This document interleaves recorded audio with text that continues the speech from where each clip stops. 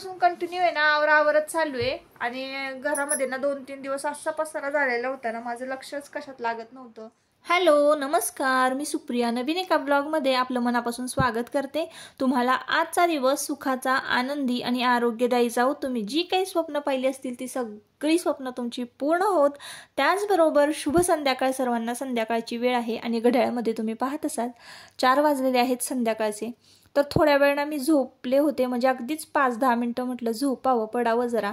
तर झोप काही लागली नाही, उठले आणि मग व्लॉगिंगला सुरुवात केलेली आहे. तसं तर जाईन मी सकाळीच व्लॉगिंगला सुरुवात करणार होते. आजची देवपूजा तुम्ही पाहत असाल, खूप छान प्रसन्न वाटत होतं सकाळी देवपूजा करताना. आणि आज आहे 26 जानेवारी, म्हणून स्पेशल मी बघा अशी तिरंगाची रांगोळी काढलेली आहे.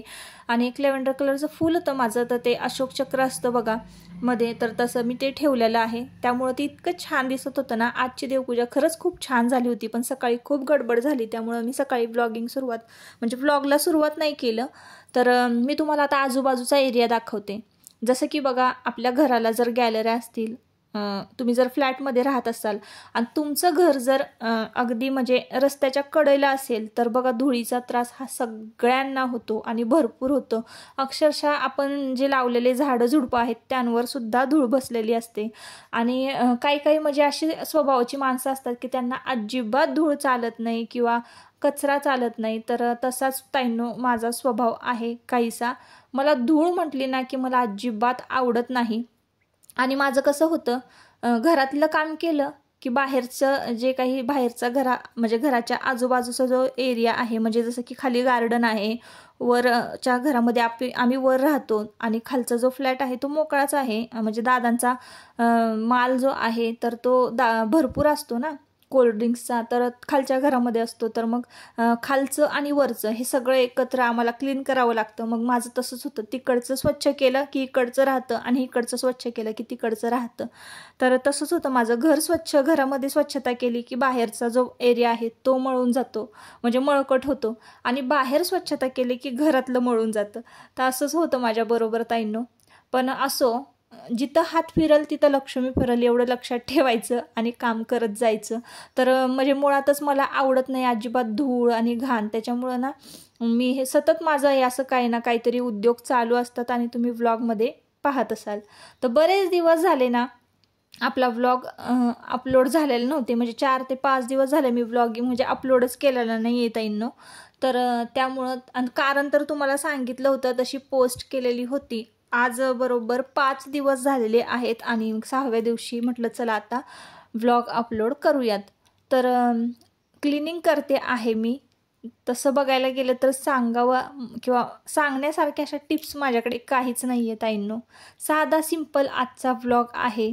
सुरुवात करायची म्हणून म्हटलं चला संध्याकाळपासून आपण सुरुवात करूया आणि आपण कशी क्लिनिंग करतो, कसं आवरतो. तर आज आहे रविवार आणि रविवार असला ना की निवांत असा वेळ असतो. मुलं घरामध्ये टी व्ही बघत बसलेले आहेत आणि थोडासा हा दुपारचा वेळ आहे. जसं की 4 ते 5 मध्ये काहीच काम नसतं आणि 5 वाजले की संध्याकाळी मग झाडलोट करणे, दिवाबत्ती करणे, स्वयंपाकाची तयारी करणे, मुलांना चहा पाणी देणे, ही सगळी कामं चालू होतात. आणि हा एखादा जो तास असतो ना तो आपल्यासाठी मोकळा असतो. तर मग अशा एखाद्या तासामध्ये किंवा मला थोडा जरी वेळ मिळाला तर एक्स्ट्राचं जे काही काम असेल ना ते मी करून घेत असते ताईंनो.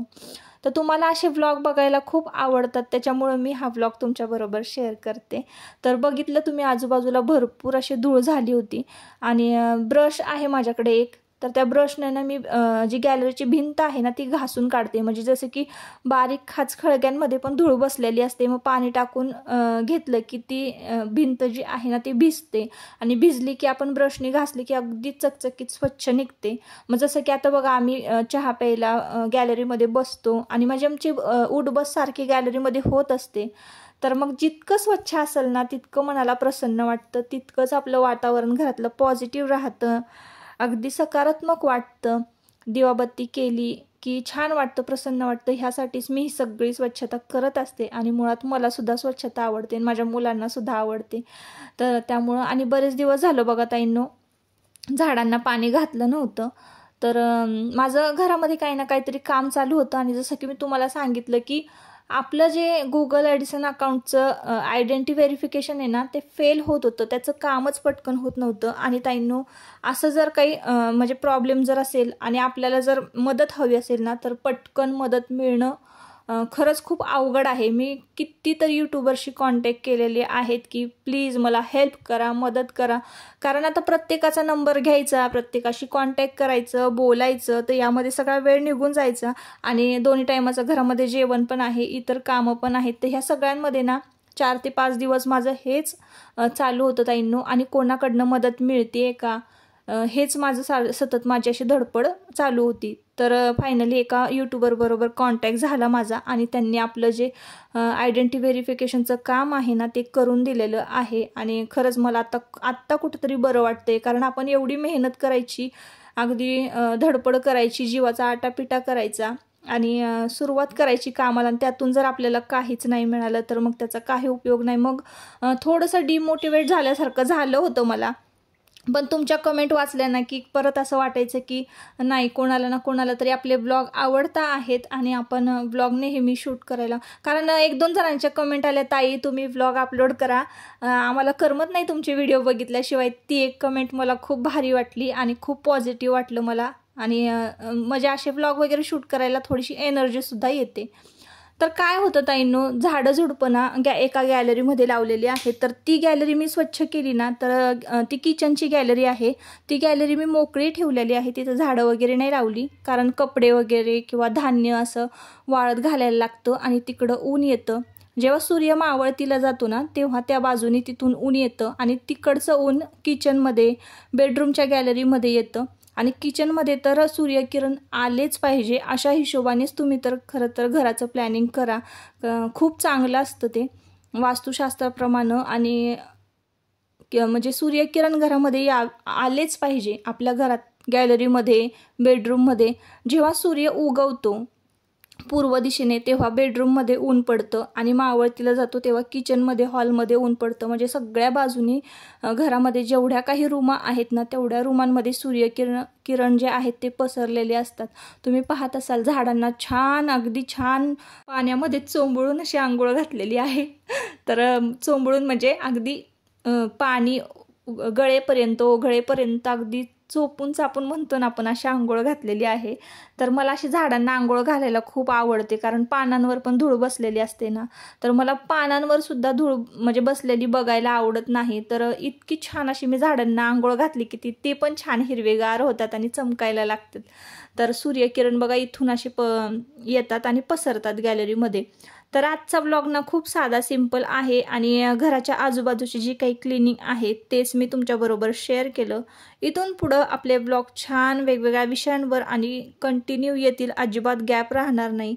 तर आणि संध्याकाळच्या वेळेला बघा असं वातावरण असेल ना, मला खरंच खूप भारी वाटतं आणि प्रसन्न वाटतं. तर ही गॅलरी बघा आपली किती छान अशी चकाचक झालेली आहे आणि पलीकडे पाहत असाल तुम्ही रस्ता आहे. तरी घरामध्ये पाहता येईन इतका सारा पसारा आहे. हा सुद्धा पसारा किचनमधला मला आवरायचा आहे आणि भांडी वगैरे तशीच पडलेली होती. तर सासूबाई गेल्या होत्या त्यांच्या माहेरी आणि त्यांच्या माहेरहून त्यांनी म्हणजे त्यांच्या भाच्यानी ना शेतामध्ये जे काही पिकतं म्हणजे ज्या काही भाज्या, तर त्या सगळ्या भाज्या दिलेल्या आहेत. परत गुरं आहेत त्यांच्याकडं, तर दूधसुद्धा दिलेलं आहे. आणि बघा ही भांडी जी आहेत ना, मी ती घासून ठेवलेली आहेत, घासलेली भांडी. आणि ही तांब्या पितळेची जेवढी काही भांडी आहेत ना, तेवढी एका पाटीमध्ये भरून ठेवलेली आहे घासण्यासाठी. तर ही सुद्धा गॅलरी अगदी चकचकीत केलेली आहे. तर आजूबाजूची गॅलरी स्वच्छ केल्या आणि किचनचं सुद्धा बऱ्यापैकी पसारा सगळा आवरून घेतलेला आहे, किचन स्वच्छ केलं. तर जे दूध आणलं होतं सासूबाईंनी, तर त्याचंच आता म्हटलं तापवून मस्तपैकी कॉफी वगैरे नाही तर चहा तरी करावा. कारण जवळजवळ आत्ता 5:45, 5:30, 5:45 वाजलेले होते आणि 1-1.5 तास आपला कामामध्ये कसा गेला कळालंच नाही. तर असं ताईंनो आता चहा ठेवते, संध्याकाळची वेळ झालेली आहे. मग त्यानंतर जेवण आणि स्वयंपाक. तर असं असतं संध्याकाळचं रुटीन.